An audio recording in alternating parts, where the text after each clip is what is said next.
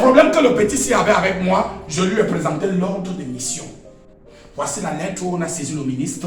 Nous sommes au séminaire à Kribi. Toutes ces personnes que vous voyez sont à ma charge. Nous partons voir le port à eau profonde. Il me répond que lui, il n'a rien à foutre avec ça, il doit faire son contrôle.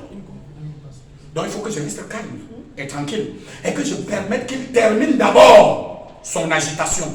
Pour lui rappeler que le petit galon qu'il porte à 35 ans ne convient pas. Donnez-moi un véritable amen. Amen. Yes, alléluia. Amen. Amen. C'est Charles qui sait. Quand sur la route, là-bas, il commence l'heure des autres. Là. Quand je suis de bonne humeur, je reste calme. Quand je perds le contrôle, frère, on fait la peau ensemble. On avait un ancien chauffeur là-bas au Chao. C'est lui qui appelait souvent Billy. Il dit, je ne comprends pas le directeur. Lui perd le contrôle même avec la police et la gendarmerie. Alléluia. Amen. Je lui ai dit, fiston, pas vos bêtises que vous faisiez à l'époque que quelqu'un te répond, vous le menottez, vous jetez à la cellule. C'est fini. Alors nous sommes là. C'est la liberté d'expression. Tu me manques de respect, je te rappelle que tu n'es rien du tout. Parce que si moi je n'ai pas payé mes impôts, tu n'as pas de salaire. Tu vas prendre ça où? Alléluia. Amen. Au nom de quoi? La méchanceté gratuite, la haine, la jalousie. Amen. Je lui avais demandé que mon frère, c'est la marque de mon costume là. Louis Vuitton, c'est ça qui t'énerve? Non, c'était Louis Vuitton. Alléluia. Amen. Et vous réalisez, frères et sœurs, que dans toutes nos familles c'est comme ça. Amen. Asseyez-vous dans un endroit quand il y a deuil, comme vérité de Jésus assise là. Vous allez suivre Fontaine en train de passer, qui est une guidaine de ça, n'est-ce pas Fontaine, la fille de Caillou. Donc elle allait porter les talons pour venir nous montrer qu'elle est devenue riche. Voyez, des gens vous décortiquent, des gens vous insultent, vous vilipendent, vous calomnient pour rien. Amen. Pour rien. Pour rien. Amen. Voyez-vous, on est en plein séminaire à Kribi. Quelqu'un me dit que, oh directeur, je me suis tenu à la porte et j'ai essayé de compter. J'ai dit, oui, va faire l'évaluation. Amen. Quand tu décidais d'être agent communal, mon frère, je n'étais pas avec toi.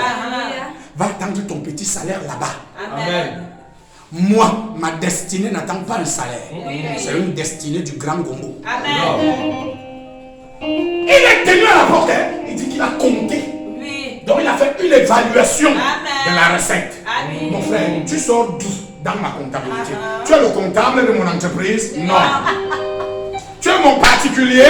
Non. Tu es un expert? Non. Méchanceté gratuite. Donnez-moi un véritable amen. Amen. Quand vos bénédictions sont en train de se matérialiser, comme c'est le cas là, faites attention, faites gaffe. La rigueur n'est pas synonyme de méchanceté.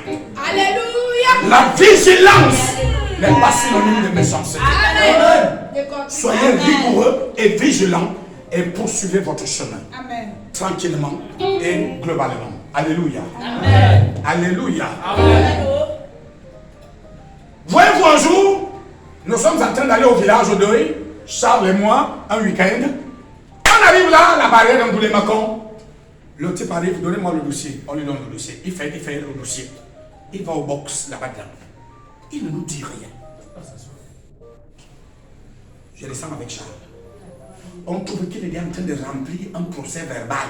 Ok. Je dis dans mon cœur, celui-ci est un apprenti frappeur. Ce petit gendarme est un apprenti frappeur. Donc il va me frapper.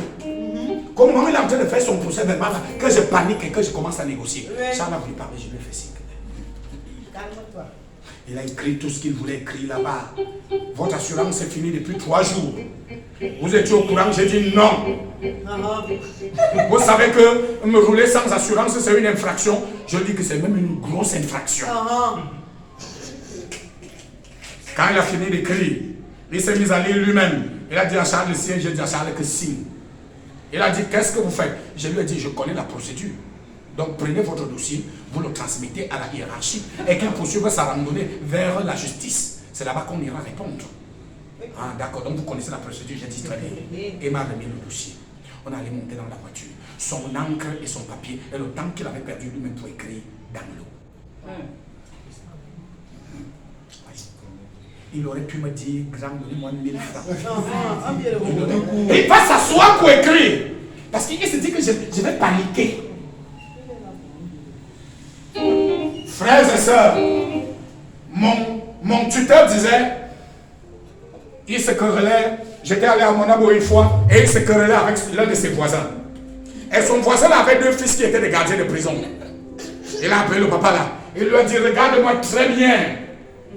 Je ne peux pas être gardien de prison dans ma vie. Sinon le régisseur, le chef des gardiens de prison, quand je passe, on me sert le café. Amen. Sa mère a commencé à s'énerver. Et nous on était contents, on lui disait, laisse la mère, qu'il lui dise d'abord la vérité. Donc vous voyez, frère, il y a des gens, à partir de votre rang social, à partir de votre statut, et sur la base de vos moyens, frère, il y a des gens qui ne devraient pas vous traîner dans la poussière. Amen.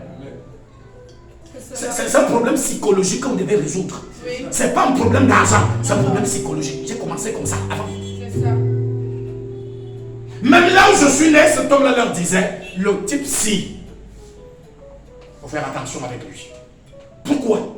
Parce que frère, le caractère ne se construit pas quand on a de l'argent. Le caractère est quelque chose qu'on développe avant le temps. Amen. Alléluia. Amen. Voilà pourquoi quand on était à l'école primaire, tu as refusé de t'ébéir au chef de classe, on met ton nom dans la liste des bavards. Oui. Oui. Et j'ai eu une difficile femme qui était notre chef de classe au Poumoin 1, qui me mettait les bâtons dans les roues.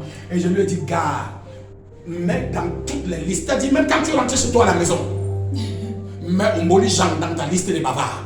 Je saurais que jusqu'en fin d'année, il n'y aura pas une seule seconde où je vais te supplier. La maîtresse va me fouetter jusqu'à épuisement. Après, elle va abandonner. Alléluia. Amen. Voyez-vous, ce monsieur était sûr que Charles et moi, on va se mettre à genoux pour le supplier que vraiment le procès verbal. Je lui ai dit, petit, je connais la procédure. Donc tu rassembles ton procès verbal, tu vas faire signer ça chez le commandant et tu transfères ça à la justice, au service du greffe. À partir de là-bas, on va nous appeler. Déjà, Charles avait donné un mauvais numéro de téléphone. Donc, ils vont appeler qui? Personne. Si jamais il allait transmettre. Vous voyez? Le temps et l'encre qu'il avait perdu, il nous aurait même demandé, rappelez seulement que notre assurance est déjà périmée. 3 jours. Tout le monde peut oublier.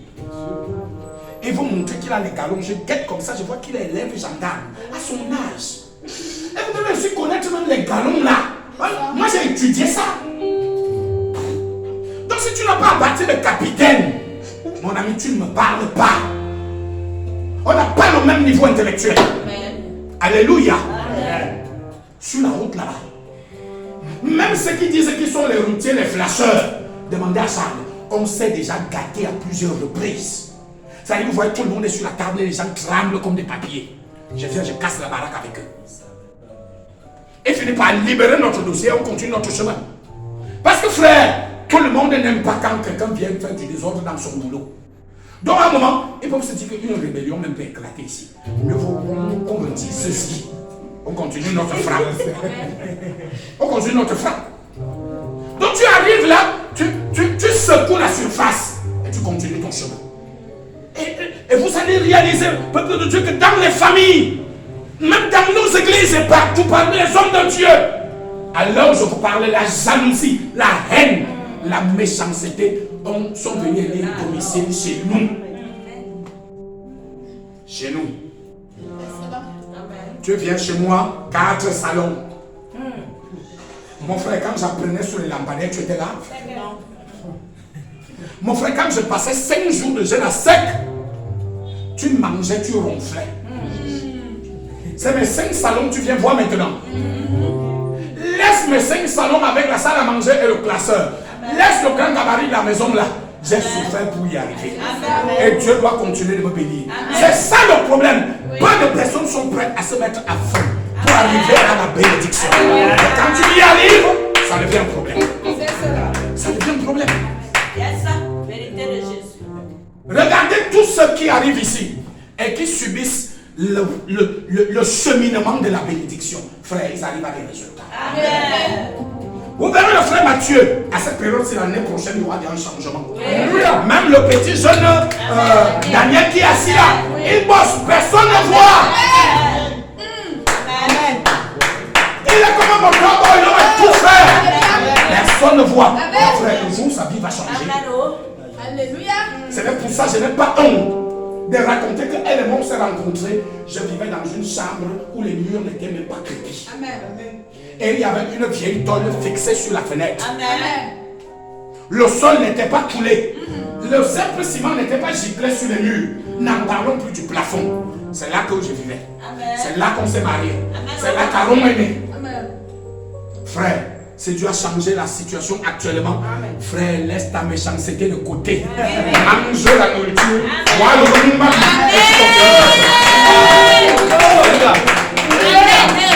Alléluia.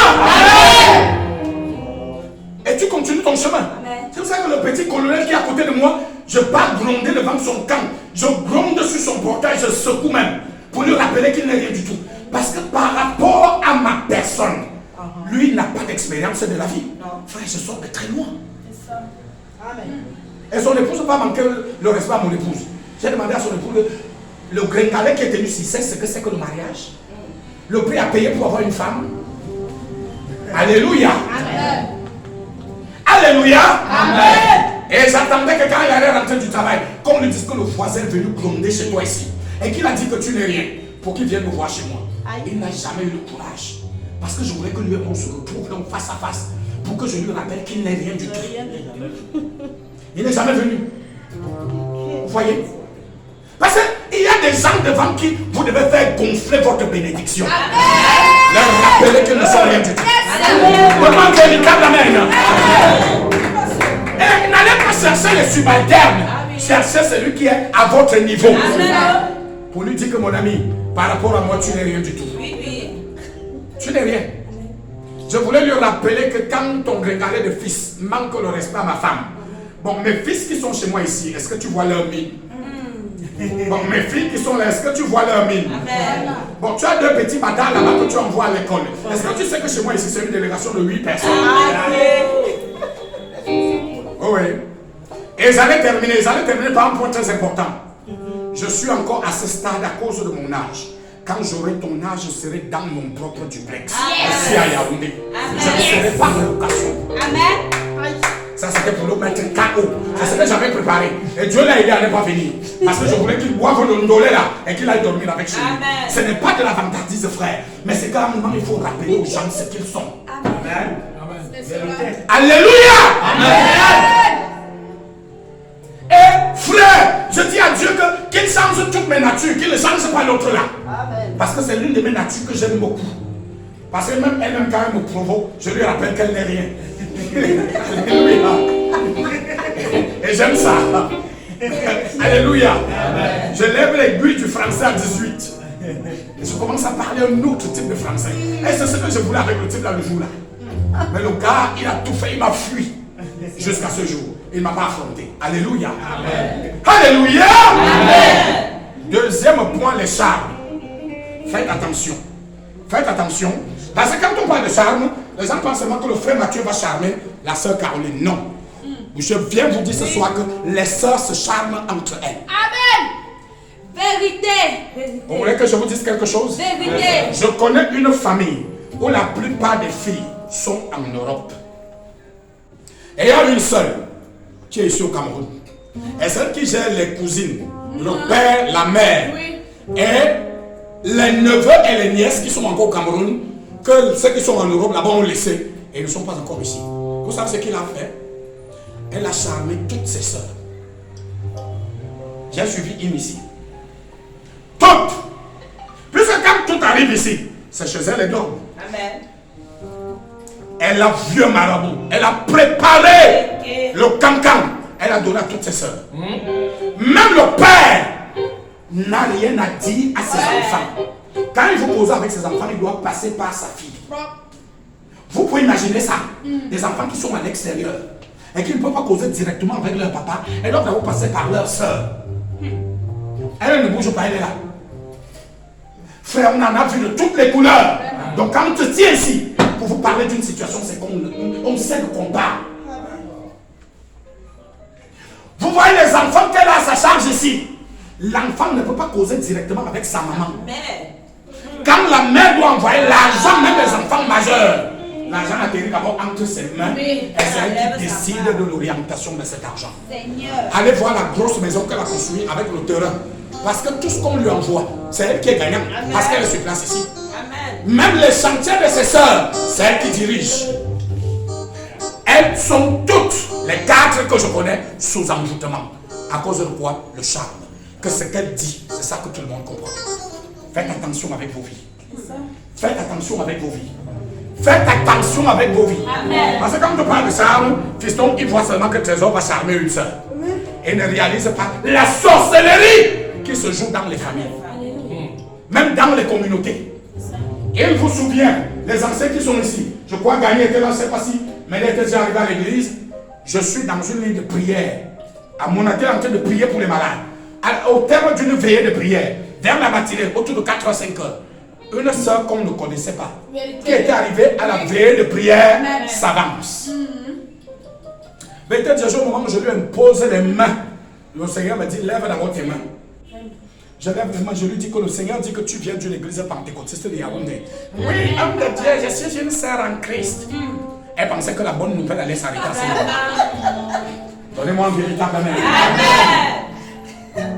Mais ce que je vois sur ta vie, c'est que tu t'es laissé emballer par un groupe de sœurs dans cette église. Elles sont 4.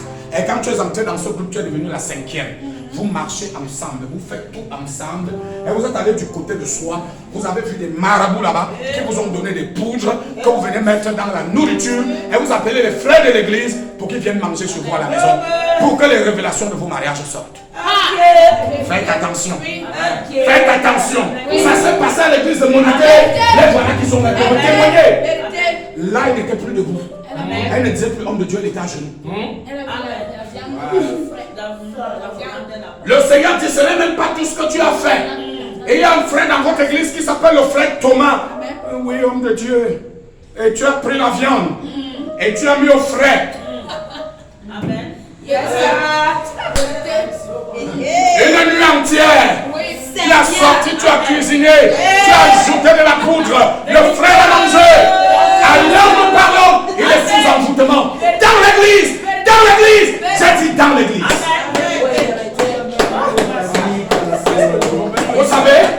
Vous savez, quand on sortait le matin pour la poignée de main, elle n'était plus là.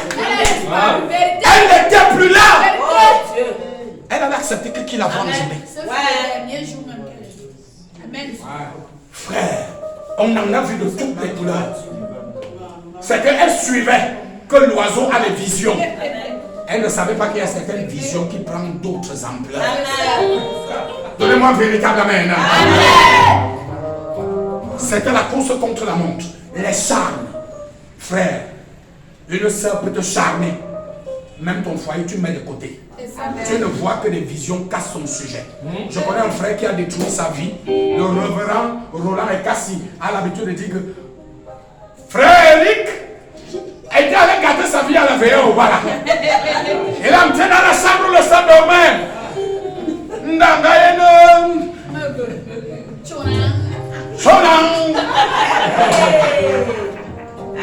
C'est là qu'il est mort. Frère Jean-Paul, c'est là qu'il est mort. C'est le jour là qu'il est mort. Le gars a commencé avec les révélations. Frère, méfiez-vous des révélations qui tombent du jour au lendemain. C'est pour ça que quand un homme de Dieu n'a pas la vision lui-même, on va vous tromper avec toutes sortes de révélations.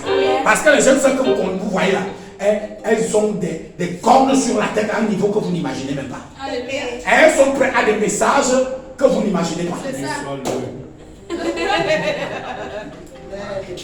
Ouais, elles sont assises là.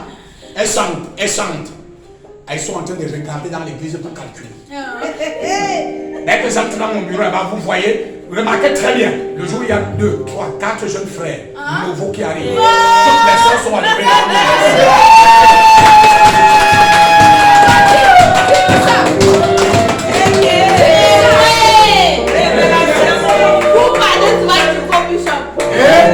Remarquez quand ils entrent dans mon bureau, oh le Père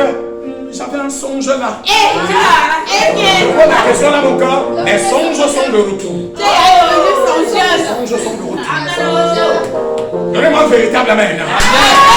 Le problème, donc, c'est que moi-même, je ne suis pas un homme aux yeux fermés. Je suis un homme qui a lui-même les visions. Donc, je prends ta vision et je la soumets à ma vision. S'il y a correspondance, je commence à réfléchir. S'il n'y a pas correspondance, je froisse, je jette à la poubelle et je continue mon chemin. Alléluia. Les charmes. Les charmes. Frère, j'étais au lycée et on aimait manger le coq. Frère Mathieu, tu sais que les élèves aiment ce qui est lourd. Donc on arrivait comme ça, j'avais un ami là qui était mameléké. On donne 200. On nous charge le coq dans le pain.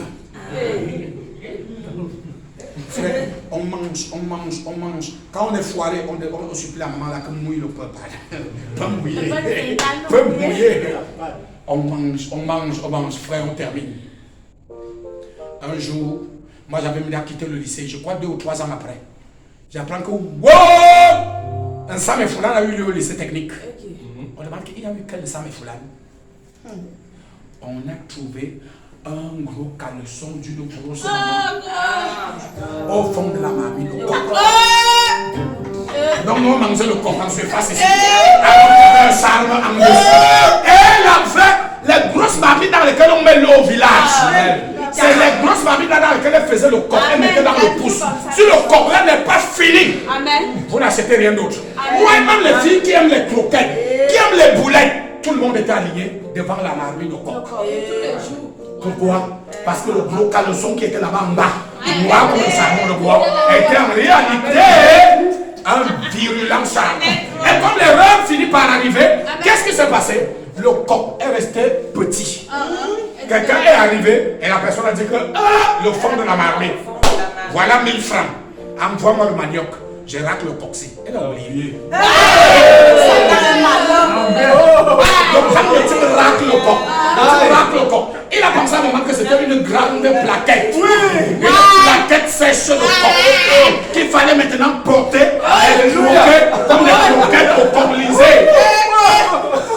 Les croquettes au colisé. Malheureusement, quand il a porté la plaquette, il a réalisé qu'il y avait un tissu à l'intérieur de cette plaquette. Avant de réaliser que c'était un gros, un truc à la bas de caleçon. Alléluia. Alléluia. Amen. J'avais dosé. Alléluia. Amen. Élisée n'accepte pas souvent que les sœurs cuisinent et servent ton mari. Parce que comme la paresse vous dérange, vous les mangez ça. Vous voyez? Amen.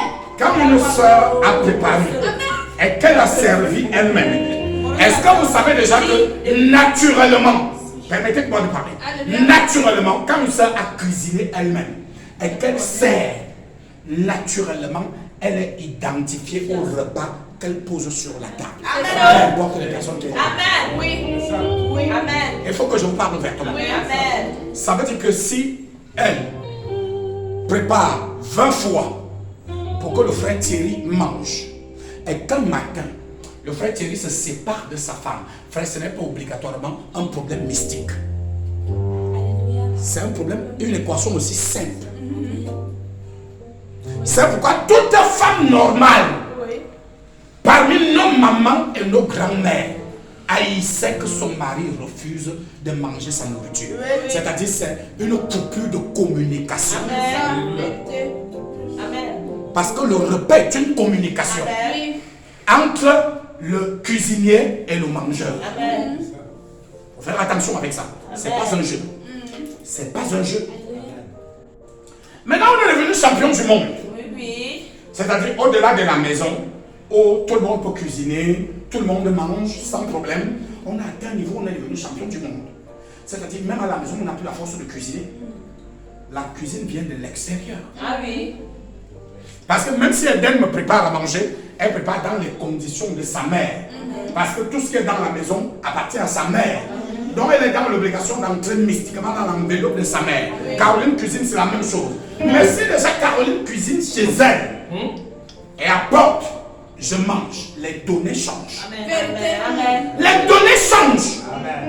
Ce n'est plus le repas de Méda que Caroline sert, c'est le repas de Caroline. Ah oui. Faire attention. Révélation. Amen. Il faut faire attention. Amen. Il faut qu'on parle de certaines choses ouvertement. Amen. Bon, maintenant, on se retrouve là qu'une fois, 10 fois, 20 fois, 30 fois. Mon frère, la qualité des repas de Caroline va commencer à beaucoup te plaire. Ah oui. Après, tu vas commencer à regarder la peau de Caroline. Toi. Après, quand elle va déposer le repas, tu vas commencer à regarder comment elle parle. Yeah. Après, tu vas dire que le repas-ci, le repas-ci, le jour qu'elle n'apporte pas à manger, tu vas dire, mais Caro, pourquoi il n'y a pas eu à manger hier? Je vous dis la vérité. C'est pas un jeu. C'est la vérité. Ce n'est pas un jeu. Oui, monsieur. Ce n'est pas un jeu. C'est ça. Ne vous amusez pas avec ça. Amen. Dans la polygamie, vous verrez que l'une des femmes va toujours tout faire pour que le mari ne mange pas la nourriture de l'autre femme. Amen. Parce que la première action qu'elle peut mener pour sortir l'autre femme du cœur de leur mari, c'est par la nourriture. Amen. C'est très dangereux. Et il y a des gestes anodins, C'est ça. mais qui sont lourds de conséquences et de significations. Amen. C'est la vérité. Si vous voulez, prenez l'exemple. Elle prépare pour quelqu'un pendant 20 jours consécutifs. Les conséquences vont s'en suivre. C'est ça.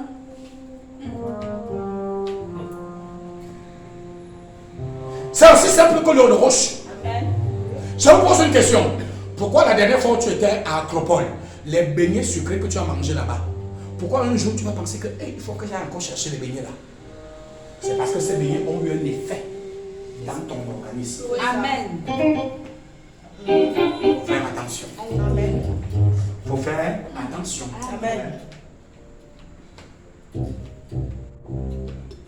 C'est pourquoi la mystique du repas, pour que je vous enseigne dessus, il faut 4 jours.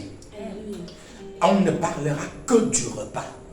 Et je vais vous montrer les conséquences. Parce que les conséquences ne s'arrêtent pas seulement à préparer, à servir et à manger. Les conséquences vont même jusqu'au sel.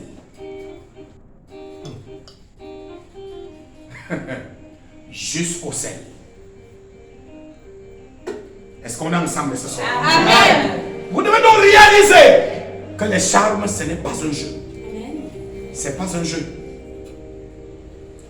Quand vous vous asseyez pour manger, n'importe où, n'importe comment, avec n'importe qui, il y avait quoi dans ce repas-là? C'est pourquoi le Seigneur a dit, priez, sanctifiez toutes choses.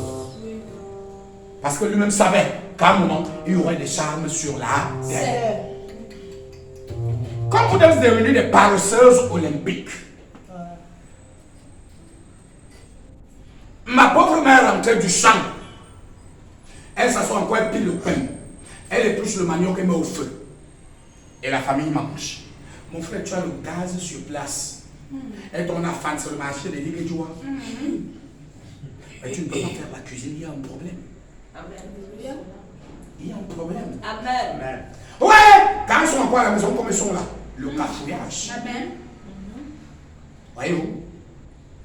Un fait fait sa part de cafouillage là-bas. Caroline du Sud fait sa part de cafouillage là-bas. Amen. La difficile qu'on appelle Grâce développe sa part de dimension là-bas. Quand Fontaine était encore là et que le ventre n'avait pas encore poussé, elle aussi développe sa part là-bas. Mon frère, c'est le jour où tu vas te retrouver avec un Njomba sur le même toit.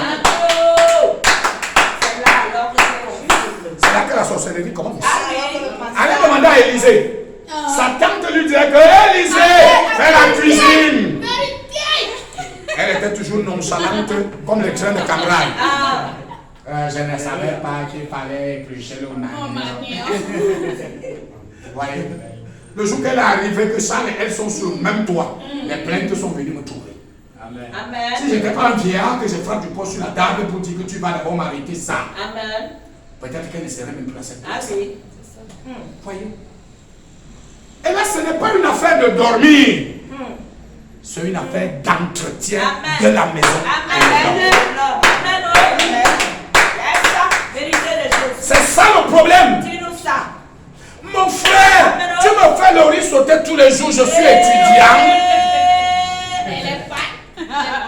Pâte alimentaire. Tu m'en fais les pâtes tous les jours. Je suis Fabiola. Oh Seigneur Je Jésus. nous tire avec les pattes. Faire frire le poisson. Vous voyez, la génération de l'ère actuelle est une génération qui aime la facilité. Oui. Vous les voyez comme ils sont assises là. Doris sauter les C'est-à-dire, pattes, le un poisson peinard, frit. regardez ses mains comme ça. Pour Au pas qu'il y ait final. une trace de griffure. Vous voyez, Caroline, depuis qu'on l'a désignée, les pulls sont toujours jusqu'ici. Vous voyez, elle n'a pas encore conçu, hein. Mais elle est toujours en pull. Un peu. Vous voyez un problème. Regarde quelque chose. Pourquoi? Les mains ne doivent pas, et les mains doivent attendre de caresser Mathieu. Est-ce que Mathieu va nous vivre des caresses?